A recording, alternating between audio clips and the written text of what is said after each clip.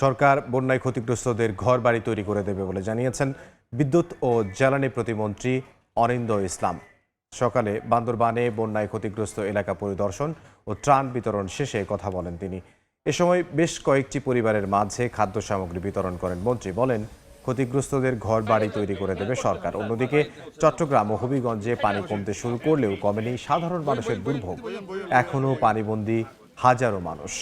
এদিকে নতুন করে উত্তর পশ্চিম বঙ্গোপসাগর ও উত্তর উড়িষ্যা পশ্চিমবঙ্গ এলাকায় সৃষ্ট লঘুচাপের কারণে চট্টগ্রাম, কক্সবাজার, মোংলা ও তৎসংলগ্ন সমুদ্র বন্দরগুলোকে ৩ নম্বর স্থানীয় সতর্ক সংকেত দেখাতে বলা হয়েছে।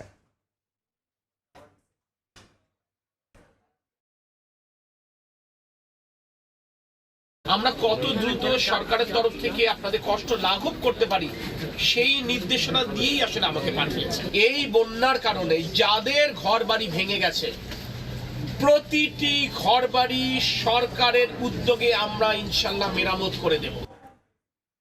বন্যা পরিস্থিতির আরও খবর জানবো এই মুহূর্তে। চট্টগ্রামের বাঁশখালীতে আছেন সহকর্মী ফেরদৌস লিপি, হবিগঞ্জে আছেন রাশেদ আহমদ খান। সরাসরি প্রথমেই যাব লিপির কাছে। লিপি,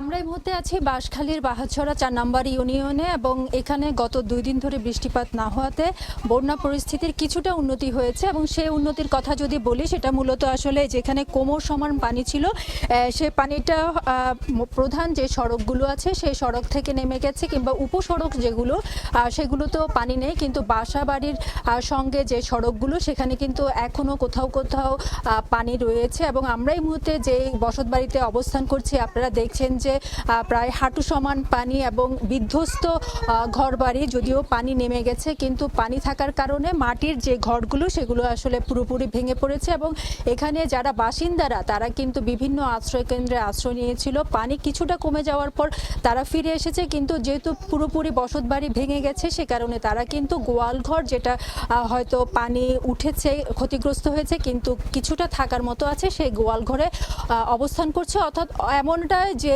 মানবত অবস্থা কিন্তু এখানে বিরাজ করছে এবং তারা বলছেন যে মূলত এই যে বন্যার পানি, সে পানির জন্য স্থানীয় যারা বাসিন্দারা আছেন তারা মূলত দায়ী করছে যে খালগুলো দখল এবং সংস্কার না হওয়া এবং যেসব সুইচ গেটগুলো রয়েছে সেই সুইচ গেটগুলো পরিষ্কার না করা। এই কারণে দেখা যাচ্ছে যে আসলে সপ্তাহখানিক বৃষ্টিতে কিন্তু বন্যা পানি তৈরি হয়েছে এবং জলবদ্ধতার সৃষ্টি হয়েছে এবং তারা এই অভিযোগটা করছেন। এবং ইতিমধ্যে যদি ত্রাণের কথা আমরা বলি, দেখেছি যে প্রত্যন্ত গ্রামে সরকার কিংবা বেসরকারি বিভিন্ন সংস্থাগুলো কিন্তু ত্রাণ নিয়ে আসছে। আমরা যখন এই এলাকায় প্রবেশ করছিলাম সেখানেও কিন্তু আমরা বিভিন্ন ধরনের ক্লাব সংগঠনের ত্রাণবাহী গাড়ি দেখেছি, তারা কিন্তু ত্রাণ নিয়ে প্রত্যন্ত অঞ্চলে যাওয়ার চেষ্টা করছেন। এবং আজকে কিন্তু দুর্যোগ মন্ত্রণালয়ের মন্ত্রী আসাদুল দুলু তিনি আসার কথা রয়েছে, বাঁশখালীতে ত্রাণ কার্যক্রম করবেন এবং একটি খাল সংস্কারের কাজ উদ্বোধন করার কথা রয়েছে। এবং এর বাইরে আমরা দেখেছি যে গতকালও কিন্তু প্রধানমন্ত্রী আর যে উপদেষ্টা রুহুল কবির রিজভী এবং ভূমি প্রতিমন্ত্রী মীর হেলাল সহ সরকারি বিভিন্ন সংস্থা কিন্তু যে বাঁশখালী এবং সাতকানিয়ায় কিন্তু ত্রাণ কার্যক্রম পরিচালনা করেছেন। তো এই ছিল আমার কাছে চট্টগ্রাম থেকে সর্বশেষ। আমরা হবিগঞ্জে চলে যাব আমাদের সহকর্মী রাশিদুল আলমের কাছে, তিনি সেখানকার পরিস্থিতির খবর জানাবেন। টানা বর্ষণ ও পাহাড়ি ডলে হবিগঞ্জের খোয়াই নদীর 2টি বাঁধ ভেঙে প্রায় 35টি গ্রাম প্লাবিত হয়েছিল এবং আমরা দেখেছি যে গত 3 দিন যাবৎ এখানে বৃষ্টি কমে যাওয়ার ফলে যে বাড়িঘরে পানি উঠেছিল ওই পানিগুলা নামতে শুরু করেছে এবং অনেক জায়গায় অনেক ঘরবাড়ি, ডুবন্ত ঘরবাড়িগুলো ভেসে উঠেছে। কিন্তু আমরা দেখেছি যে আসলে বন্যার যে ক্ষত, এই ক্ষত এখনও রয়ে গেছে। আমরা কথা বলেছিলাম বিভিন্ন যে বানবাসী যারা পানিবন্দী ছিলেন তাদের সাথে, তারা জানিয়েছেন আসলে যে পরিমাণে ত্রাণ সহযোগিতা বা ব্যক্তিগত বা সরকারি সহযোগিতা পাওয়ার দরকার তেমন সহযোগিতা তারা পাচ্ছেন না। তবে গতকাল এই এলাকায় হবিগঞ্জের জেলা প্রশাসন থেকে কয়েক বস্তা ত্রাণ দেওয়া হয়েছে এবং তারা এই ত্রাণ পেয়েই তারা অনেকটা খুশি।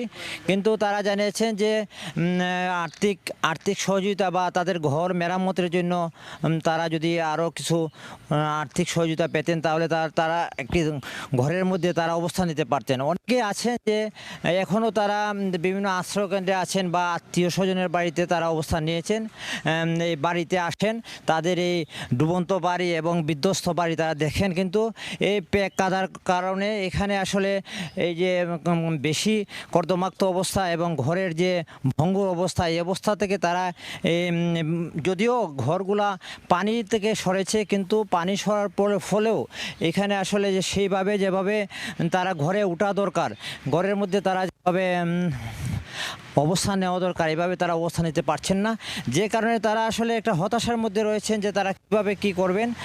তারপরেও তারা জানিয়েছেন যে আসলে হবিগঞ্জের যে বন্যা পরিস্থিতি, এই বন্যা পরিস্থিতির যে মূল কারণ হচ্ছে এখানে 2টি বাঁধ ভেঙে যায় এবং বাঁধ ভাঙার ব্যাপারে যে অভিযোগ করা হয়েছে এলাকাবাসীর পক্ষ থেকে যে এখানে অনিয়ন্ত্রিত বালু উত্তোলনের ফলে এই বাঁধ ভেঙেছে। এবং আমরা জেনেছি যে যারা এখানে বাঁধ ভাঙার সাথে জড়িত ছিল, বিশেষ করে বালু উত্তোলনের সাথে যারা জড়িত ছিল, তাদের মধ্যে এখানে একটা